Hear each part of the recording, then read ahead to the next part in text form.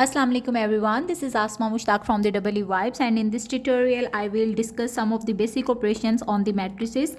First of all, we know that any matrix A is actually a rectangular array of numbers, fine, enclosed within the square brackets. So if I am supposing a matrix A whose entries are 1, 2, 3, 4, 0 and then 1, then the order of the matrix is defined as the number of rows into number of columns. So horizontally we define the rows and vertically we define the columns of a matrix. Fine. So here are two rows in this matrix which can be represented by 2, then cross 3. So order of the matrix is equal to 2 cross 3. Okay. The first operation that you can perform on the matrix is the transpose of A. So transpose of A is also denoted by A superscript T, and this is performed by switching the rows into columns and columns into rows, and this will actually or ultimately change the shape of this matrix A. Fine. So when I will start writing the row which is 1 3 0 column wise, like 1 3 0, then 2 4 1, then I will obtain the transform of this matrix A. Fine. So this is the first operation.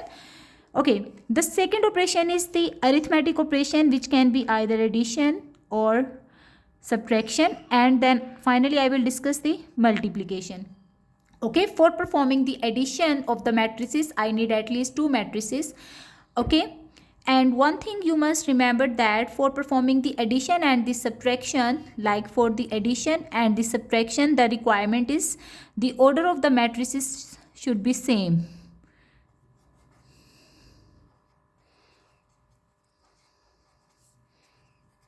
Otherwise you cannot add or subtract them. So for that I will assume another matrix B whose order will be similar to the order of the matrix A. So considering 0, 1, 2, 3, 5 and 2. Okay, let's perform the A plus B, or let's find the A plus B, which will be equal to the summation of the corresponding entries of the matrix A. So I will add the first entry of A into the first entry of B.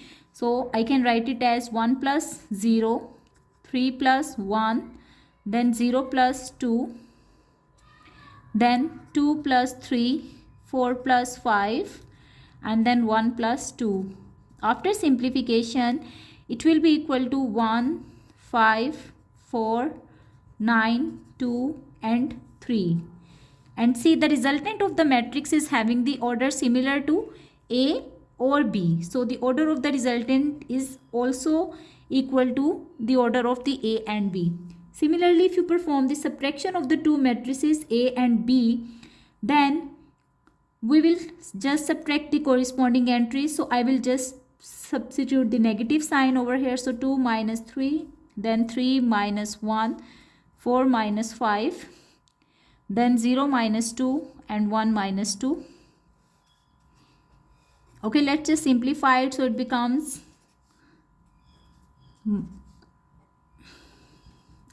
fine. So this is the subtraction of the two matrices. Okay, the next operation, which is called the multiplication of the matrices. For the multiplication of the matrices A and B, there is a condition that the number of rows in the matrix A, so let me call the number of rows, the number of columns in the matrix A, which are denoted by n, should be equal to the number of rows in the matrix B. So assuming that m represents the number of rows in the matrix B and n represents the number of columns in the first matrix A, then the multiplication is possible only if n is equal to m. Otherwise we cannot multiply two matrices. So let's just have a look. Can we multiply A and B? Since the order of the matrix A is 2 cross 3, while the order of the matrix B is equal to 2 cross 3. And we can see here the columns in the A are is represented by n, which is equal to 3, while the rows in A, which are represented by m, is equal to 2. Since m is not equal to n, so that's why A and B multiplication is not possible. Fine. But let's have a look. If I multiply A with its transpose, then the order of A is equal to 2 cross 3, while the order of the A transpose is 3 cross 2. And since we can see here the number of columns in A are equal to the number of rows in A, so that's why we can multiply A into A transpose. So first of all, I have to write the matrix A, which is 1, 3, 0, then 2, 4, 1. And now I will write the transpose of A, which is 1, 3, 0, and then 2, 4, 1. Okay. One thing you must always remember, that the resultant matrix will have the order equal to the product of rows of first matrix and the columns in the second matrix. So the resultant matrix order will be equal to 2 cross 3 or 2 cross 2 in this case, because we are going to multiply A and B. Fine. So let's just start multiplication. For understanding the concept of the multiplication, what we will do, we will take the first entry of the first matrix and we will multiply it with the first entry of the second matrix.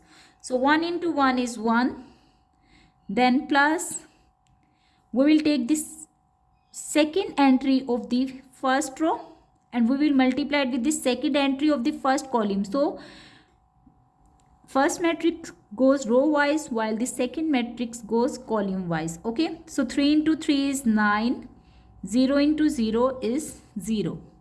Okay, once you are done with that, you have determined the first entry of the product matrix. The next step is to take the second row now and go through the first column now, and you will get the second entry of the second column, second row. Fine.